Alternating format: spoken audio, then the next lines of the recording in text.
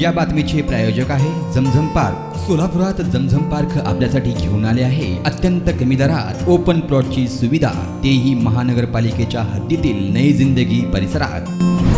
आमदार रोहित पवार यांना पत्रकारांनी विचारण्यात आलेल्या विविध प्रश्नांवर त्यांनी उत्तरे दिली।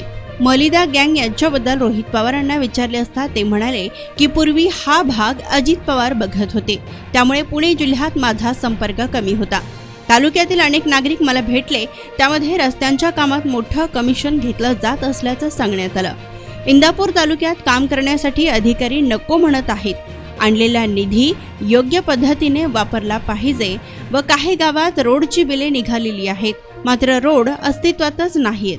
त्यानंतर कार्यकर्त्यांना ज्या धमक्या देण्यात आल्या त्याबद्दल ते म्हणाले की अनेक गावात जेवण ठेवण्यात आलं होतं, अनेक कार्यकर्त्यांना धमक्याही देण्यात आल्या होत्या, तर चांगला विचार या भूमीला आहे, त्यामुळे धमकी दिली तर लोक घाबरतील असं कोणाला वाटत असेल तर ते स्वप्नात जगत आहेत। धमकी दिली तर नेते घाबरतील, पण इथले कार्यकर्ते घाबरणार नाहीत असा मला विश्वास असल्याचं रोहित पवार यांनी म्हटलंय। त्यानंतर युगेंद्र पवारांबद्दल ते म्हणाले की भाजप कोणावरही कारवाई करू शकतं। कर्नाटकमधील 2 शेतकरी ज्यांना घर नाही अशा शेतकऱ्यांवरही कारवाई केली गेली आहे। मी माझ्या आजोबांची साथ दिली, त्यांच्या विचारांसोबत गेलो, हे मी आणि युगेंद्र यांनी दाखवून दिलं।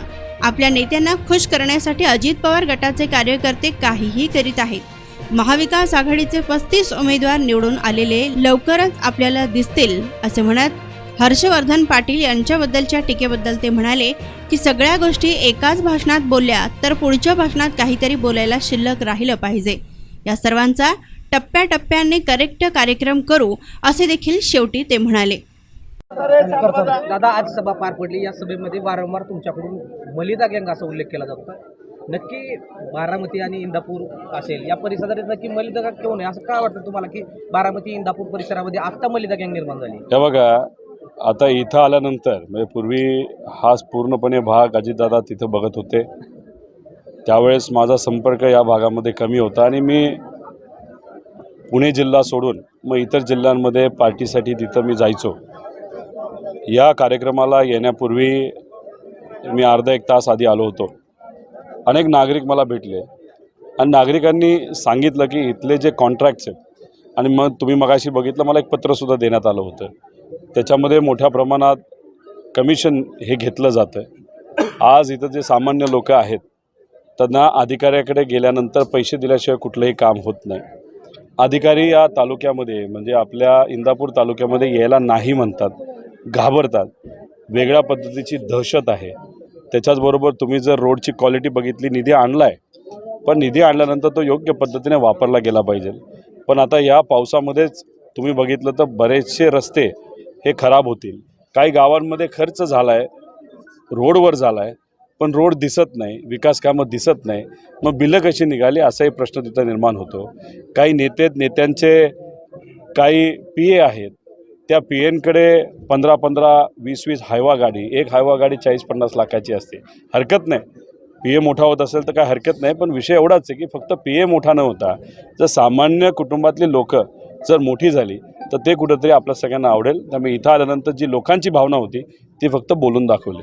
दादा, या शेतकरी मेळाव्याला येऊ नये असं कार्यकर्त्यांना तंबी देण्यात आली होती, काय धमकी दिली, अनेक गावांमध्ये जेवण ठेवण्यात आलं होतं, पण शेवटी स्वाभिमानी जनता इथली एक चांगला विचार या भूमीला आहे आणि अशा परिस्थितीमध्ये कुणीतरी धमकी दिली म्हणून इथली लोक थांबतात असं जर कोणाला वाटत असेल तर ते स्वप्नात जगतायत।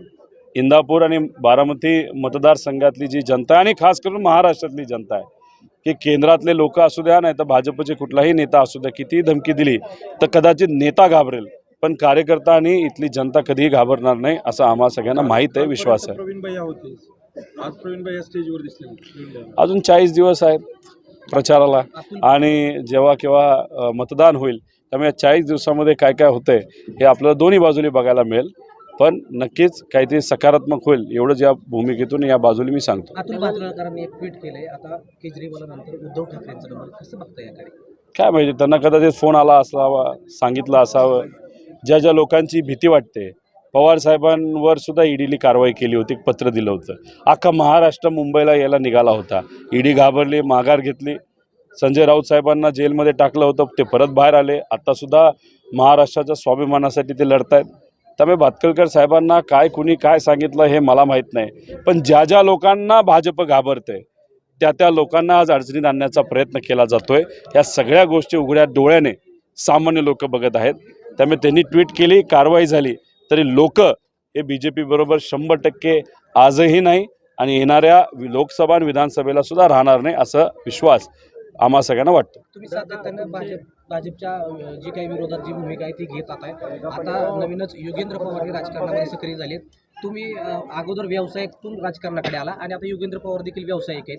तुमच्यावर जशी ईडीची कारवाई केली गेली तशी योगेंद्र पवारांवर होईल का कारवाई? तुम्हाला काय वाटतं? BJP कोणावर कारवाई करेल हे सांगता येणार नाही. कर्नाटकामध्ये 2 असे शेतकरी आहेत ज्यांना घरसुद्धा नाही, अशा शेतकऱ्यांवर कारवाई ईडीली केलेली आहे. त्यामुळे कोणाला कशी कारवाई करेल हे आज सांगता येणार नाही. पण महत्त्वाचं आहे काय की पवार कुटुंब जसं आपलं महाराष्ट्रातलं कुठलंही सामान्य कुटुंब घेतलं तरी त्या कुटुंबामध्ये विचाराला किंमत आहे आणि आज विचाराला किंमत देत आजोबाबरोबर राहणं महत्त्वाचं आहे, विचाराबरोबर राहणं महत्त्वाचं आहे. हे मी तिथं दाखवून दिलं, युगेंद्रली दाखवून दिलं आणि या महाराष्ट्रातल्या कुठल्याही कुटुंबातले नवीन पिढीला जर तुम्ही विचारलं ते हे जमीन में निवेश करो, जमीनदार बनो. सोलापूरकर आपण खुली जागा घेण्याचा विचार करताय, तेही अत्यंत कमी दरात आणि महानगरपालिका हद्दी, तर मग चिंता कशाला. जमजम पार्क आपल्या परिवारासाठी घेऊन आले आहे नई जिंदगी परिसरात तब्बल 3 एकरचा ओपन प्लॉटचा खजिना. प्रशस्त रस्ते, अंतर्गत ड्रेनेज लाईन, स्ट्रीट लाईट, शाळा कॉलेजेस हे जवळ, 24 तास रहदारीचा परिसर, तसेच 80 फूट व 200 फूट रोड लगत विमानतळ जवळच असणारा हा भव्य प्रकल्प. आता मी नावाचा मालक नाही तर जमिनीचा मालकही होणार, तेही जमजम पार्क सोबत. बुकिंग सुरू. संपर्क 99 60 82 52 92.